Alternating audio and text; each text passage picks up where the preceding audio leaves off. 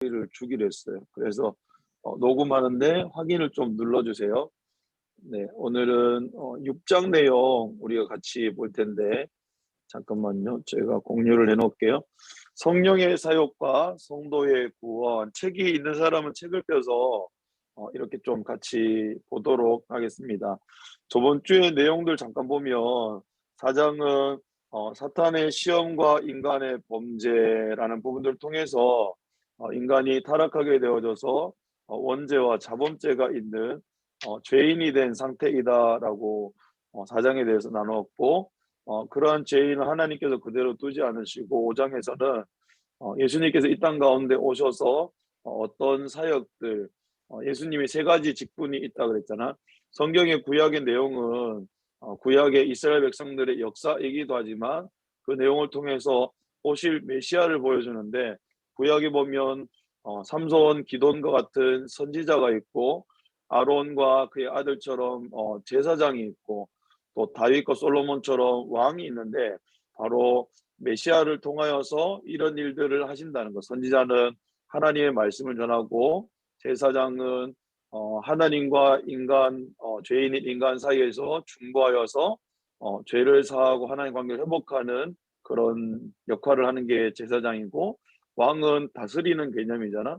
그런 것처럼 예수님께서 이 땅 가운데 오셔서 하나님 말씀을 전하시고 십자가의 죽으심으로 우리의 죄를 사하시고 그리고 예수님께서 이 땅의 통치자가 되셔서 왕으로 다스린다라는 부분들을 우리는 저번 주에 같이 나누었습니다. 그런 것처럼 우리가 사도신경에 성부, 성자, 성령 하나님에 대해서 나누는데 오늘은 성령 하나님, 성령의 사역, 삼위 하나님이신 성령 하나님의 사역과 성령 하나님께서 무슨 일을 하는가 가장 주된 일은 성도를 구원하는 거.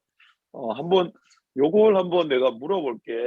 우리 예찬이 여진이 한번 얘기를 해주면 구원이라는 얘기를 교회에서 참 많이 듣는데 구원이라는 이 단어의 의미가 무엇인지 우리 좀 잠깐 한번 나눠보고 우리 계속 볼 수 있을까요?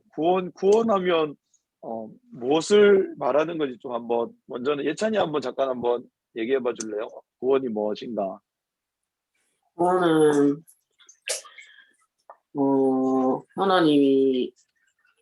하나님이 이제 구원은 이제 원래는 이제 지옥으로 가야 되는데 이제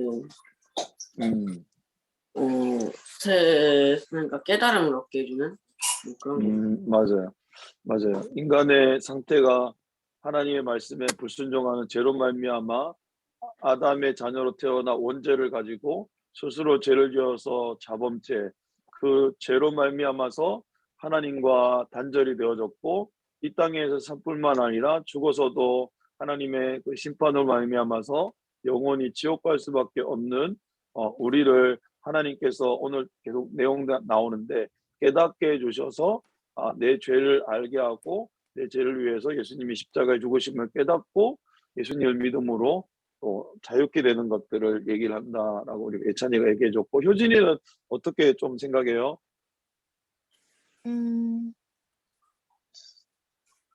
아직 잘 모르겠어요. 네, 맞아요. 그래서 오늘 한번 우리가 말씀을 통해서 한번 좀 보도록 하겠습니다. 먼저는 우리의 구원은 어떻게 시작됩니까? 라는 내용인데요. 같이 한번 읽어볼게요. 하나님의 예정과 성령의 부르심으로 시작이 된다. 죄라는 것은 어떻게 보면은 하나님 말씀에 불순종함으로 인간의 상태가 죄인이 되었다는 거잖아요. 하나님과 바른 관계를 맺으며 이 땅에 살아가야 되는데 그 죄로 말미암아서 하나님과 깨어진 관계가 됐다는 거죠. 그 깨어진 관계로 말미암아서 우리는 하나님의 형상대로 지원받았지만 그 하나님의 형상대로 하나님의 형상을 잃어버리고 그리고 하나님 나라에 살도록 하나님께서 우리 가운데 만들어 주셨지만 하나님의 나라에서 쫓겨나는 그러한 상태가 되었다는 거죠. 그래서 나무에도 뿌리가 있으면 나무가 자라고 열매를 맺는 것처럼 그러한 죄의 뿌리로 말미암아서 우리 가운데 미움, 다툼, 시기, 기근, 전쟁, 막 이런 많은 것들이 나오는 것이 바로 죄의 열매라는 거죠. 그러한 죄에서 하나님께서 우리를 구원하기 원하신다. 구원한다는 것은 물에 빠져 있는 사람을 건져서 육지로 이렇게 올려놓아서 안전하게 하는 것처럼 죄라는 바다에 빠져 있는 우리를 하나님께서 구해주기 원한다는 거죠. 그런데 그 구원은 어떻게 시작이 되냐면 성경은 말하고 있는 것이 우리가 무엇을 잘해서 그 모습을 보고 하나님께서 너는 이렇게 선하게 살아가니까 내가 구원해 줄게 라고 하는 것이 아니라 예정이래요. 예정이라는 것은 이미 정해져 있다는 거예요. 이미 정해져 있다. 그래서 에베소서 1장 말씀에 보면은 태초에 하나님께서 우리를 구원하기로 작정하셨다. 태초라는 것은 세상이 시작되기 전이잖아요. 태초, 그 세상의 처음에 하나님께서 예찬이를, 효진이를, 그리고 인재를 구원하기로 작정하셨고, 그걸 다른 말로 예정이다라고 말씀하고 계시고, 그 예정을 통하여서 또 복음이 증거될 때 예배를 통해서 복음인 예수 그리스도의 십자가의 죽으심과 부활을 듣게 되잖아요.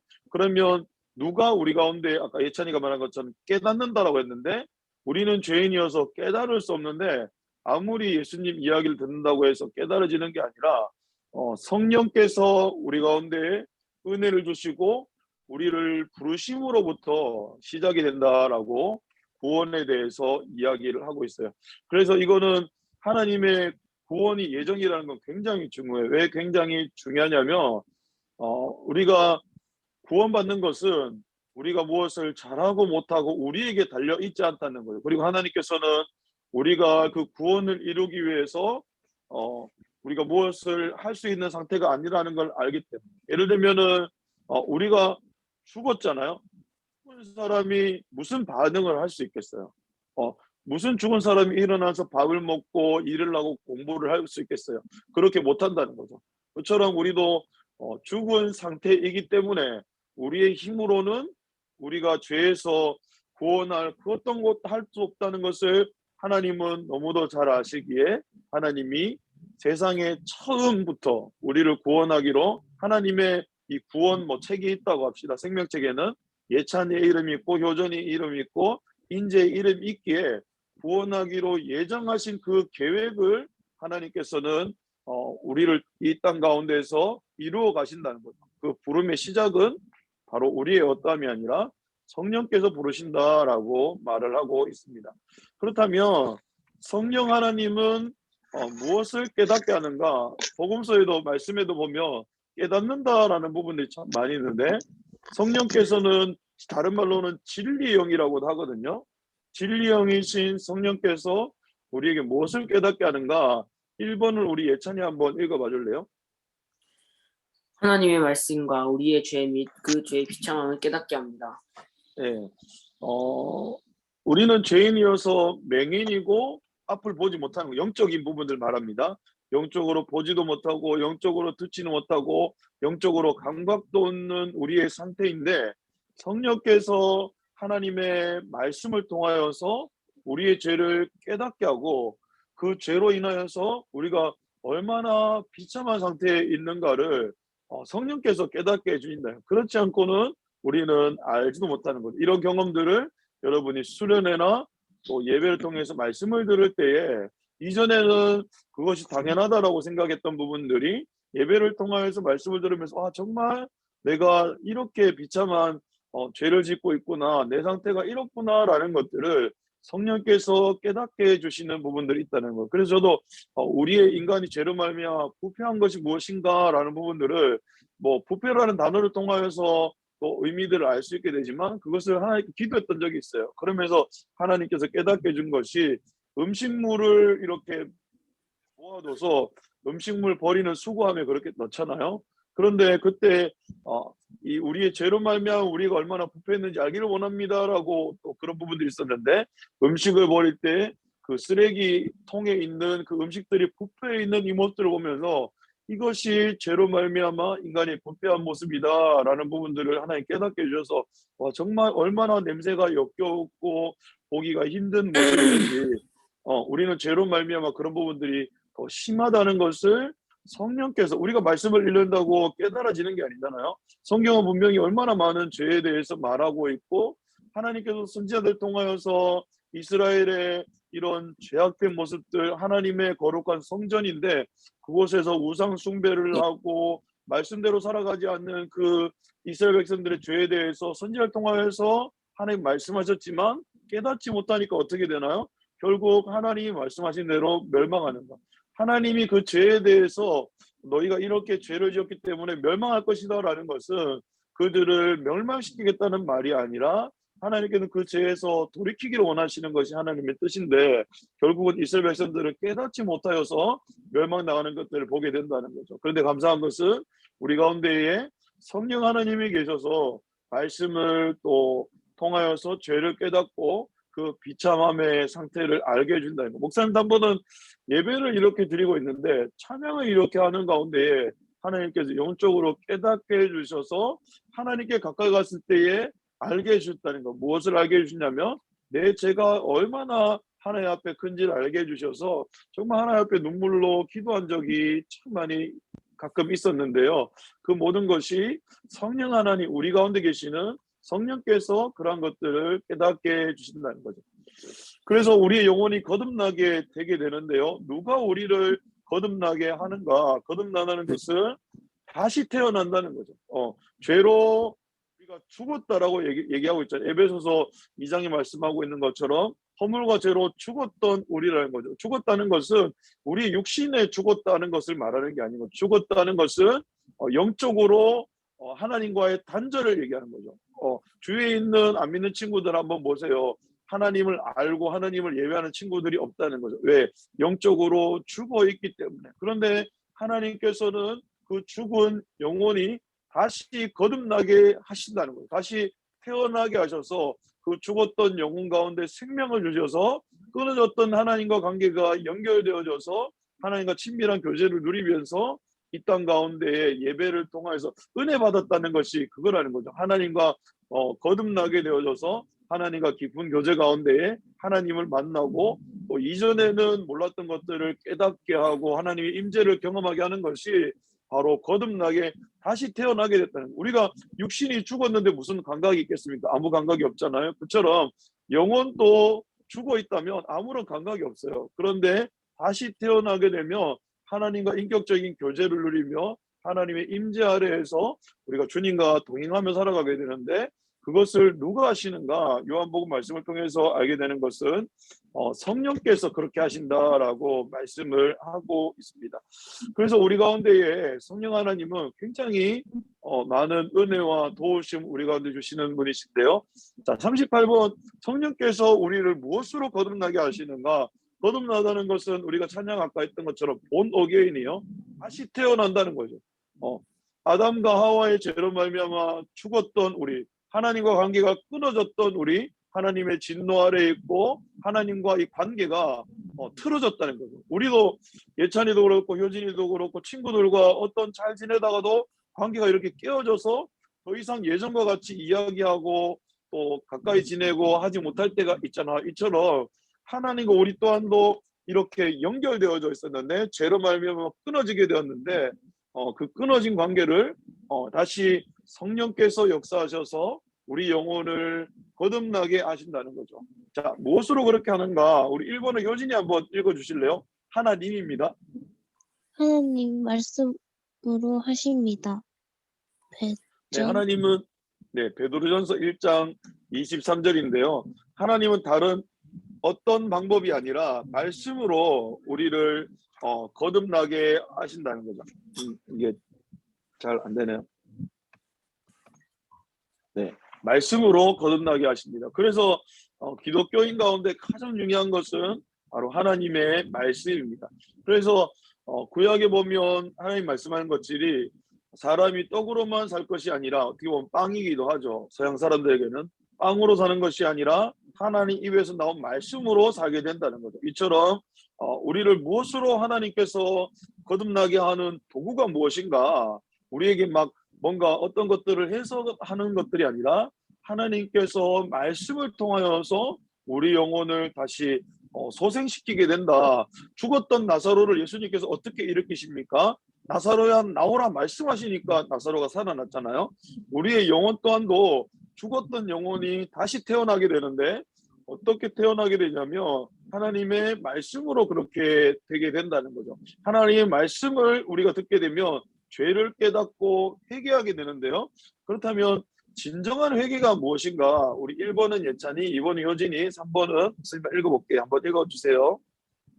성령께서 깨닫게 하심으로 자기의 죄를 뉘우치고 여기도 잘못 적었는데 뉘우치고인데 예수 그리스도께로 나오는 것입니다. 회개라는 것은 성령께서 우리의 죄를 깨닫게 해주셔서 하나님 저 잘못했습니다. 용서해 주세요라고 이렇게 한다면 이거는 한쪽짜리 회개입니다. 진정한 회개는요. 내 죄에 대해서 성령께서 깨닫게 해준다면 하나님 이렇게 잘못했습니다라고 하는 데서만 그치는 것이 아니라 이제는 죄를 짓는 행동으로 돌아가는 것이 아니라 예수께로 나아가는 것. 다시 말하면 하나님께로 나아가는 것이 진정한 회개이다라고 얘기를 성경은 하고 있습니다. 그래서 우리 가운데 회개는 하나님 저 죄에 대해서 하나님 이런 잘못했습니다. 눈물 흘리고 회개하며 예수님의 이름으로 기도합니다. 그것이 진정한 회개가 아니라 진정한 회개는 그 죄에서 돌이켜 세상으로 가던 방향을 돌이켜 예수님께로 나아가는 것이 진정한 회개이다라고 말하고 있고요.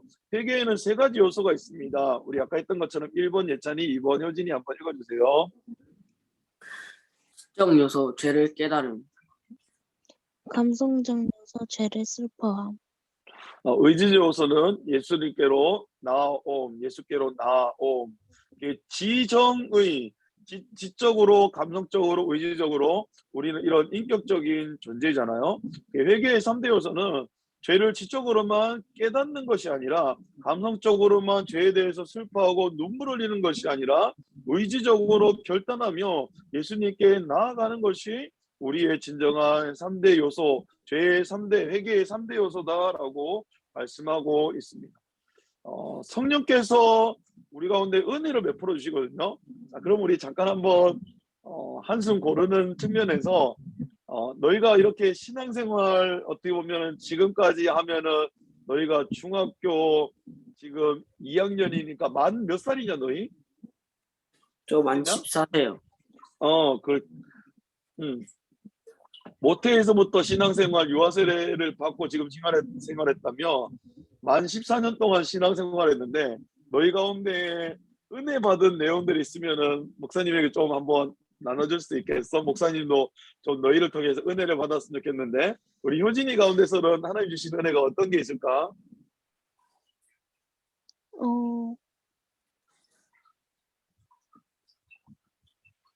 은혜의 또 다른 말은 하나님께서 내 삶 가운데 행하신 일들에 대해서 감사하는 것이다라고 할 수도 있습니다.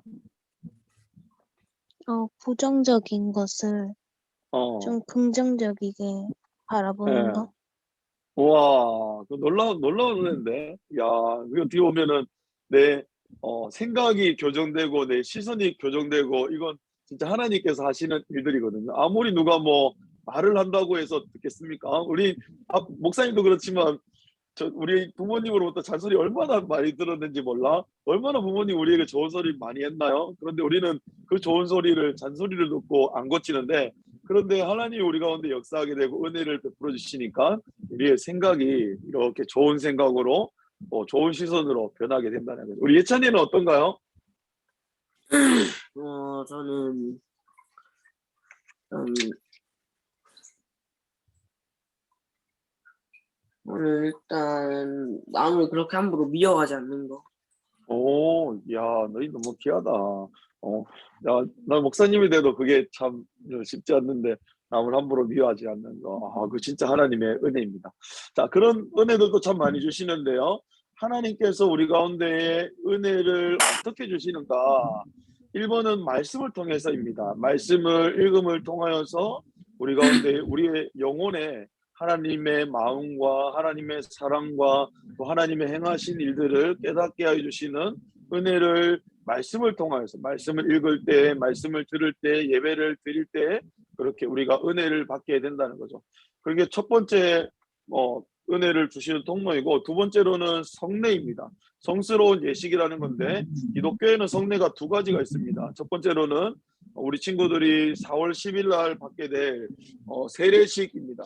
세례식을 통하여서 하나님께 놀라운 은혜를 베풀어 주시고, 세례식을 이렇게 한 친구들 가운데서는 어떤 일들을 할 수 있게 되냐면 1년에 우리 신혼교회에서는 몇 번 하게 되는 성만찬, 예수 그리스도의 몸을 상징하는 떡을 먹으며 피를 상징하는 포도주를 먹게 되는 성만찬, 들리는 복음이 있는가 하면 예배를 통하여서 말씀이라는 복음, 예수 그리스도라는 복음을 듣고 우리가 은혜를 받는 부분들도 있겠지만, 성만찬은 바로 떡과 포도주를 마시고 또 먹음을 통하여서 보이는 복음이라고 합니다. 나의 죄를 위해서 하나님의 아들이신 예수님께서 몸을 찢으시고 피를 흘려주신 그 놀라운 은혜를 받는 것이 바로 성만찬인데, 성례에는 세례식과 성만찬, 이것은 예수님이 이 땅 가운데 행하신 일이고 우리에게 명령하신 일들입니다. 그리고 하나님과 친밀한 교제인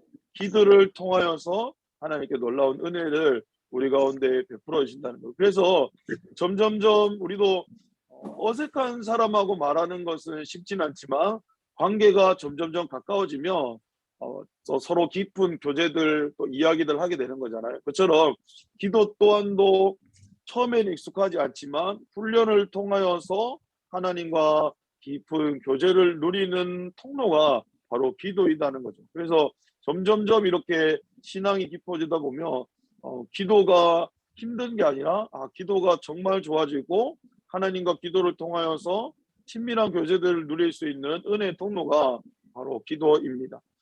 자, 42번인데요. 죄인이 어떻게 의롭다 여김을 받을 수 있습니까? 의롭다는 것은 내일 설교 때도 좀 잠깐 나누려고 하는데요.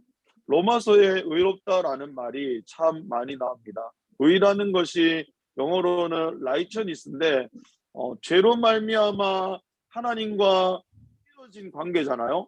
그런데 의롭다는 것은 하나님과 다시 바른 관계, 말하면 하나님이 창조주이시고 우리가 피조물인 그 하나님과 바른 관계를 맺게 되는 것을 바로 의로운 관계, 하나님과 옳은 관계라는 부분들이 의롭다 여김을 받을 수 있다는 거예요. 그래서 죄인인 가운데 너무 중요한 것이 의롭다 여김을 받게 되는 거예요. 그러면 어떻게 되냐면 죄인이 의인이 되는 거죠. 그래서 그 의인이 되는 것을 하나님께서 우리를 의롭다고 불러주시는데 기독교 신학적인 용어로는 칭의라고 합니다. 불을 칭자, 의로울 의자.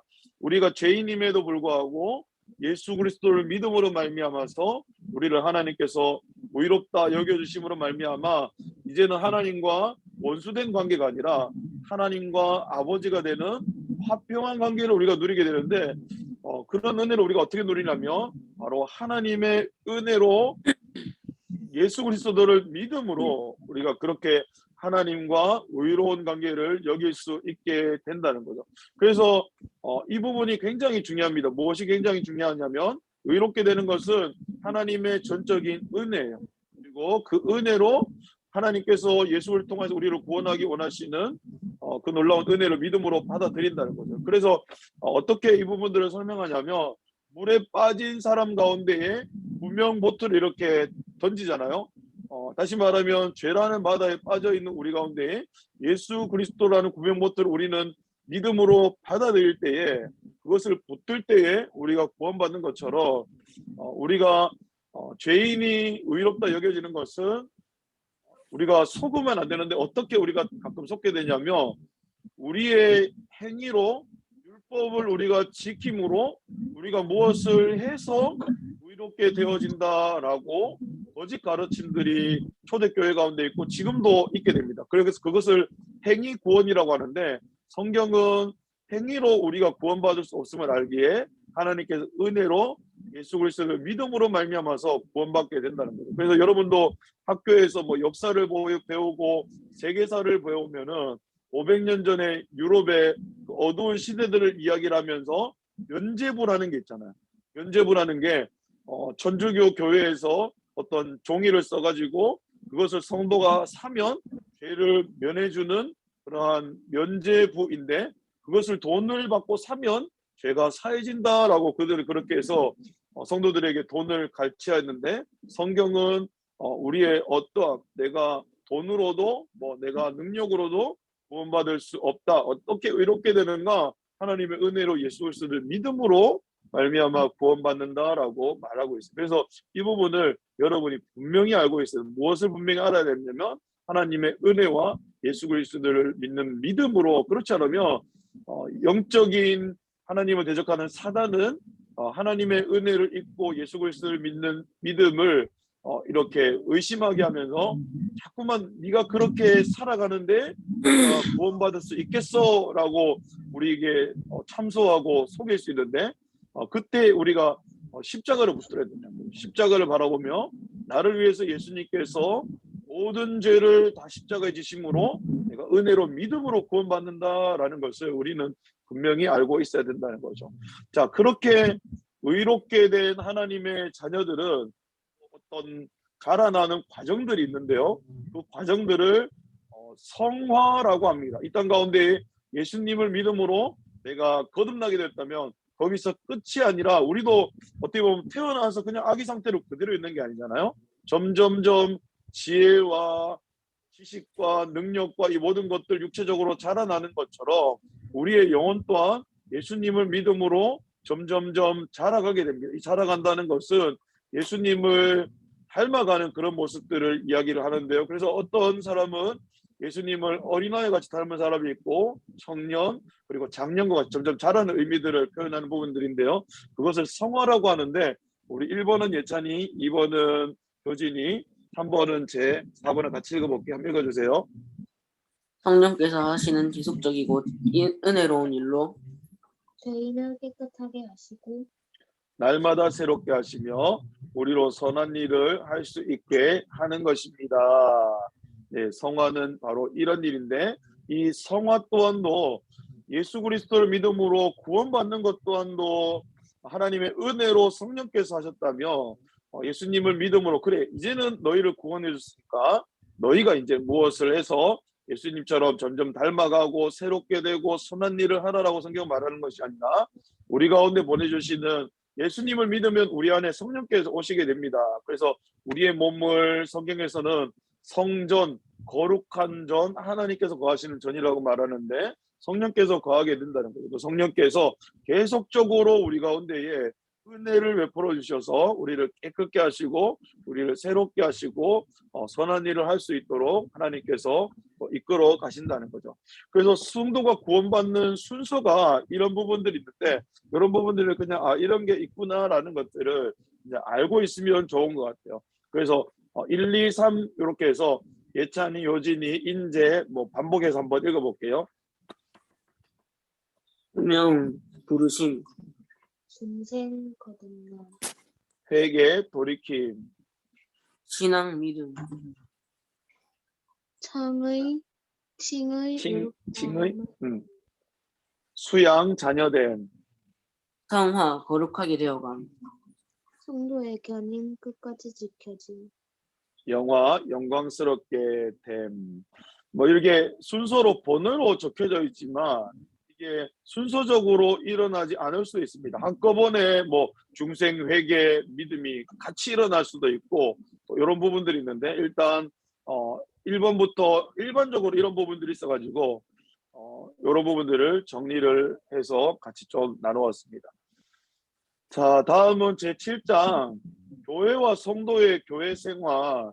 예수님을 믿음으로 우리가 구원받고 교회가 우리가 되어집니다. 교회는 건물이 아니고 교회는 예수님을 믿는 지금 인재, 예찬이, 효진이가 교회입니다. 이렇게 우리가 교회가 되고 신앙생활을 교회에서 하게 되는데, 그런 부분들이 어떤 부분들이 있는지, 먼저는 교회란 무엇인가, 교회의 정의인데 우리 1번, 2번, 3번 우리 순서대로 우리 늘 했던 것처럼 한번 해볼게요. 읽어볼게요. 하나님의 백성들의 모임이며 그리스도의 몸이고 나라이며 성령의 전입니다. 네, 교회를 설명할 때 이렇게 세 가지로 좀 설명을 할 수 있습니다. 뭐 예를 들면 목사님도 우리 친구들에게는 교회에서 목사이지만 또 집에 가서는 아빠이기도 하고 또 우리 가정에서는 아들이기도 하고 나를 이렇게 다른 측면으로 보여줄 수 있는 것처럼 하나님의 교회 또한도 하나님의 백성들의 모임이다라고 얘기를 하기도 하고 또 어떤 고린도전서 말씀 가운데서는 교회를 그리스도의 몸이고 나라이다라고 얘기를 하는 것처럼 아까 얘기한 것처럼 또 세 번째로는 성령께서 우리 가운데 거하시기에 성령의 전입니다라고 교회를 이렇게 설명을 합니다. 그래서 우리 가운데 이 교회가 굉장히 정의가 중요한 것이 교회 그러면 건물을 생각하는 사람이 있는데 그거는 잘못됐습니다. 우리가 어떻게 보면 신원교회라는 이름으로 그렇게 사용하기도 하지만 예전에는 신원교회당이라고 합니다. 다시 말하면 교회 성도들이 모여서 예배드리는 공간이라는 거죠. 우리가 생각하는 건물은 공간입니다. 그런데 성경에서 말하는 교회라는 것은 하나님의 백성들의 모임을 이곳에 있는 우리가 교회이다라고 말하고 있고 그리스도의 몸이며 또 성령의 전이다라고 말합니다. 그렇다면 교회는 몇 개입니까? 라고 우리가 질문할 수 있는데 우리 1번은 예찬이, 2번 효진이 한번 읽어줄래요? 그리스도의 몸된 교회는 하나입니다. 그리스도의 몸에 지체된 많은 지교회들이 있습니다. 예, 그리스도의 몸된 교회는 하나입니다. 하나. 예, 어떻게 보면은 하나님의 관점에서 보면 그리스도가 한 분이시기 때문에 그 그리스도의 몸된 교회는 하나이잖아요. 그런데 몸에 여러 지체가 이렇게 있는 것처럼 이 땅의 교회들은 여러 개가 있는 것 같지만 그리스도 안에서 이렇게 보면 하나의 교회로 우리는 볼 수 있다는 거죠. 자, 47번은 지상교회와 천상교회가 있게 되는데요. 1번은 우리 예찬이, 2번은 효진이, 3번은 제가 읽을게요. 지상교회는 이 땅 위에서 구원을 이루어가는 교회이며 천상교회는 하늘에서 승리의 찬송을 부르는 교회입니다. 지상교회와 천상교회는 그리스도 안에서 하나입니다. 네, 아까도 얘기했죠. 교회는 하나이다는 거죠. 뭐 지역적으로 미국에도 교회도 있고 한국에도 교회도 있고 이렇게 우리가 이야기할 수 있지만 하나님의 관점에서는 모든 교회가 하나이다라고 얘기한 것처럼 미국과 한국에서뿐만 아니라 이 땅에서 구원받은 백성들이 이루어지는 지상의 교회가 있는가 하면 어떻게 보면은 하늘나라 하나님께서 계시는 그 하늘나라의 천상교회가 있는데 승리의 찬송을 부르는 교회라는 거죠. 그 천상교회가 있고 그 지상교회가 천상교회가 그리스도 안에서는 하나이다라고 우리가 볼 수 있게 된다는 거죠. 자, 그리고 유형교회, 보이는 교회가 있는가 하면 또 무형교회, 보이지 않는 교회가 또 있습니다. 이 부분은 우리 어떻게 보면 교회에서 우리 친구들이 드리는 예배 가운데서는 잘 얘기되어지지 않는 부분들이라서 조금 어려운 부분들이기도 하지만 그래도 한번은 봐야 되는 부분들이기 때문에 한번 제가 읽으면서 그냥 넘어가는 쪽으로 이렇게 할게요. 유형교회는 참신앙을 고백하는 자들과 그들의 자녀들의 공동체이고 무형교회는 하나님의 택하심을 받은 성도들의 공동체입니다. 네, 유형교회는 우리가 지금 눈에 보이는 교회입니다. 예를 들면 인재, 예찬이, 효진이가 유형교회라는 거죠. 그런데 하나님의 관점에서 보면은 하나님께서는 시간 개념이 없잖아요. 시간 개념이 없는 가운데 하나님께서 택하신 형태로 보이는 교회가 아니라 무형의 교회에 이런 모습들이 있는데 그 모든 택하심을 받은 성도들의 공동체가 무형교회다라고 우리가 볼 수 있게 된다는 거죠. 자, 그렇다면 교회의 외적인 특징, 정말 무엇이 바른 교회인가라는 부분들을 우리가 질문하게 될 때 이 교회는 건강한 교회입니까? 바른 교회입니까? 우리가 질문할 수 있잖아요. 새로운 가족들이 이렇게 교회에 처음에 오게 되면 이 교회가 건강한 교회인지 바른 교회인지 가장 먼저 질문을 한단 말이에요. 그렇다면 건강한 교회의 외적인 특징이 무엇인가? 우리가 건강한 사람을 그랬을 때 얼굴이 혈색이 좋고 뭐 밥을 잘 먹고 또 뭐 하는 일들을 열심히 하게 될 때 이 사람 건강한 사람이다라고 이야기한 것처럼 교회도 이 교회가 바른 교회인지를 볼 수 있는 것이 있는데 세 가지가 있다는 거죠. 1번은 예찬이, 2번은 효진이 한번 읽어줄래요? 말씀의 바른 전파, 선례의 바른 집행, 권징의 바른 시행입니다. 바른 교회가 왜 우리 가운데 중요하냐면 바른 교회에서 신앙생활을 하지 않으면 우리 영혼이 망가지게 된다는 거죠. 어떻게 보면 가정도 그런 것 같아요. 가정이 건강하지 않으면 그 건강하지 않은 가정으로 인해서 그냥 아무런 영향을 안 미치는 게 아니라 그 건강하지 않는 가정에서 자라는 자녀들은 어떻게 보면은 마음이 많이 상하고 망가지는 것들을 보게 되는 거죠. 이것보다 더 중요한 게 교회인데 교회가 건강하지 않으면 우리의 영혼이 우리의 마음이 망가지게 된다는 거예요. 그래서 이단이나 이런 잘못된 교회에 빠지는 사람들 보면 그냥 그 교회에서 잘못된 교회에서 신앙생활 하네라고 그 정도에 그치는 것이 아니라 그의 신앙과 삶이 연결되어 있기 때문에 그 삶이 망가지고 가족과의 관계들이 망가지는 것들을 보게 된다. 왜 그러냐면 건강하지 않은 교회이기 때문에. 그렇다면 건강한 교회의 세 가지 특징이 있는데 우리가 나누었던 것처럼 말씀이 바르게 전파되어지는가. 여기서 말씀이 바른 전파라는 것은 성경대로 성경적으로 하나님의 말씀을 전파하고 있는가. 이단도 성경을 가지고 하나님의 말씀이라고 전파하잖아요. 그런데 그 하나님의 말씀을 잘못 해석해서 잘못 전파하게 된다는 거죠.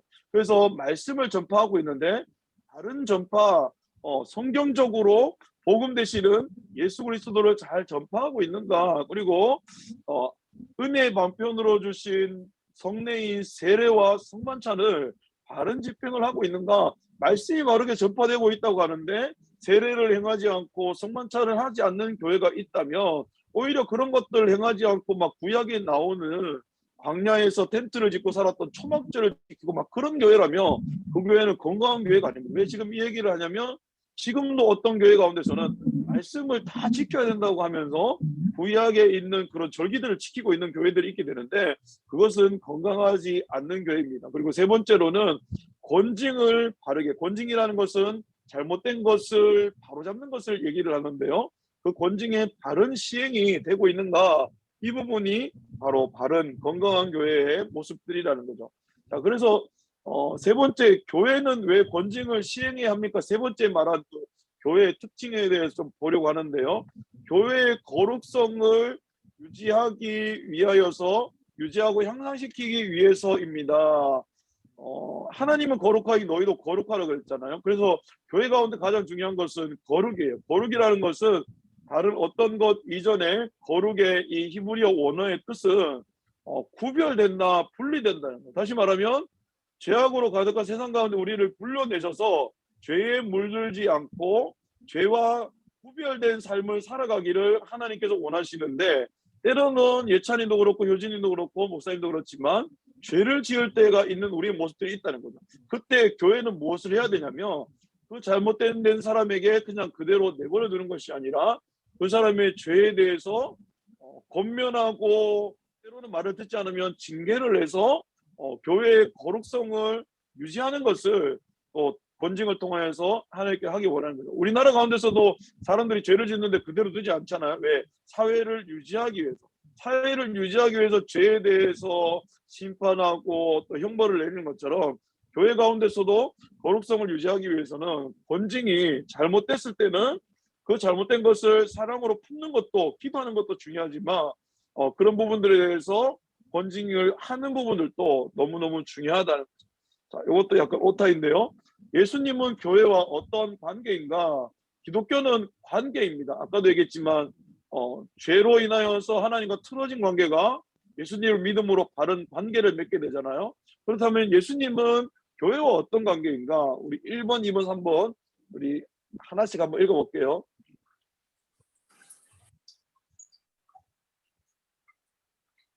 예수님은 교회의 머리가 되시고 모든 권위의 근원이 되시며 말씀과 성령으로 교회를 다스리는 주님이십니다. 예, 성경에서는 예수님을 교회의 머리라고 표현하세요. 우리의 몸 가운데서도 가장 중요한 게 머리잖아요. 그리고 머리가 이 몸의 모든 것들을 다스리고 또 건강하게 유지하는 것처럼 교회의 머리는 어떻게 보면 모든 것을 통치한다는 의미가 있는데요. 교회의 머리는 돈 많은 사람이 아니고 권력 있는 사람이 아니고 예수님이 교회의 머리시고 모든 건의와 또 근원이 되시는 분이 예수님인데 그분이 교회를 다스리는데 어떻게 다스리냐면 그냥 뭐 우리 감정적으로 뭐 내가 원하는 대로 인재가 원하는 대로 예찬이가 원하는 대로 효진이가 원하는 대로 교회를 이렇게 다스리기 원하는 게 아니라 말씀이라는 분명한 기준을 주시고 성령 하나님을 통하여서 교회를 예수님께서 다스린다라고 성경은 말하고 있습니다. 그래서 우리 친구들도 신앙생활을 하면서 교회의 머리가 예수님이라는 걸 분명히 기억해야 됩니다. 다시 말하면 우리의 삶을 다스리고 통치하시는 분이 예수님이고 그 예수님께서 우리 가운데 말씀을 통하여서 성령 하나님과 교제하면서 우리의 삶을 이끌어가게 된다는 거죠. 시간이 많이 안 남았네요. 쭉쭉 한번 오늘 뒤에 많이 있네. 와, 그래도 한번 쭉쭉 한번 읽으면서 한번 가볼게요. 뒤에는 좀 교회의 그런 부분들이라서 어제 목사님이 좀 피곤했던 것 같아요. 오늘 오타가 엄청 많네. 교회의 3대 영적 권세는 무엇인가? 우리 1번은 예찬이, 2번은 효진이 한번 읽어볼게요. 교훈권, 즉 진리를 지키고 계승하는 권세. 7위권 즉 교회의 모든 일을 질서 있고 바르게 하는 권세. 봉사권, 즉 가난한 자와 병든 자를 돌아보는 권세. 교회가 하는 역할이 이 역할입니다. 이 역할인데 이러한 영적인 권세를 교회가 가지고 있고 그러한 권세를 통하여서 하나님께서 원하시는 또 교회됨을 이루어 간다는 거죠. 자, 그리고 사람이 모인 곳이기 때문에 정치, 다스린다는 의미잖아요. 우리는 대한예수교 장로회예요. 정치하는 방식이 우리도 세상에도 보면 민주주의도 있고 사회주의도 있고 여러 가지 정치가 있는 것처럼 교회도 회중교회가 있고 뭐 또 감리교 정치가 있고 장로회 정치가 이렇게 있고 이런 부분들이 있는데 우리가 섬기는 교회는 장로교인데 장로의 정치란 무엇인가?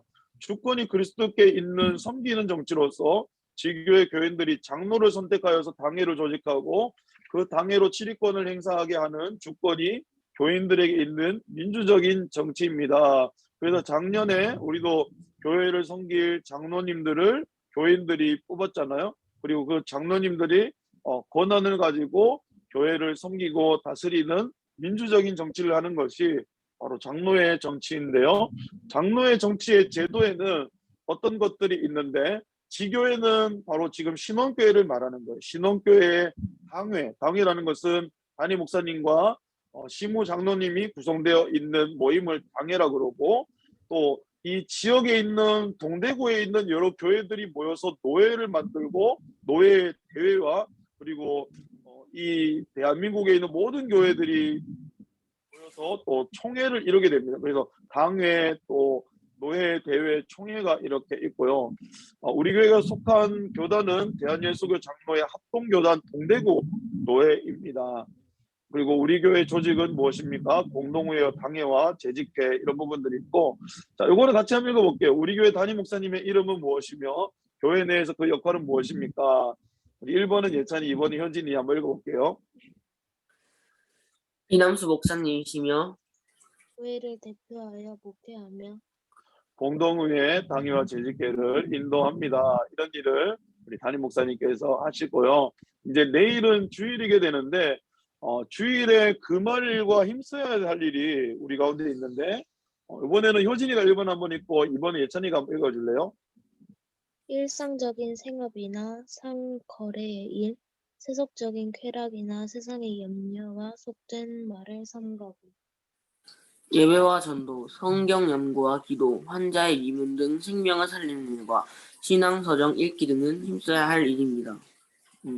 그래서 주일이 모든 날이 주일이지만 특별히 일주일 중에 하나를 구별해서 이날은 주님의 날입니다라고 하면서 뭐 이렇게 여러 가지 설명을 했지만 세상적인 일들을 조금 멈추고 예배와 또 성경 연구와 이런 부분 등에서 하나님께 집중하는 날이 주일이라는 거죠. 그래서 내일 주일 가운데 예배를 드리게 되는데 예배 시간 전에 누구를 위해서 기도해야 되는가? 기도가 참 중요한데요. 요거는 같이 한번 읽어볼게요. 자신과 타인을 위해 기도하되 특히 말씀을 전할 목사를 위해 기도하며 예배를 준비해야 됩니다.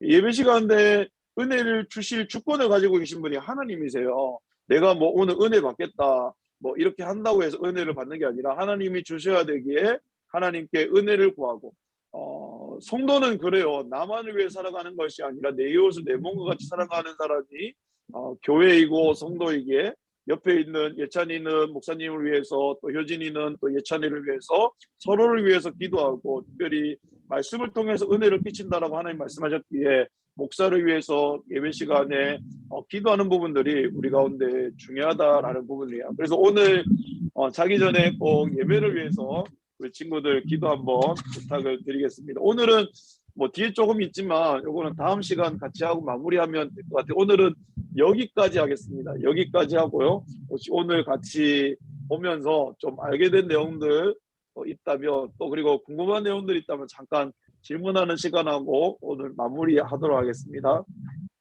이거는 우리 효진이가 오늘은 감사 제목을 먼저 나눠줬으니까 예찬이가 먼저 나눠주고 효진이가 듣고 마무리할게요.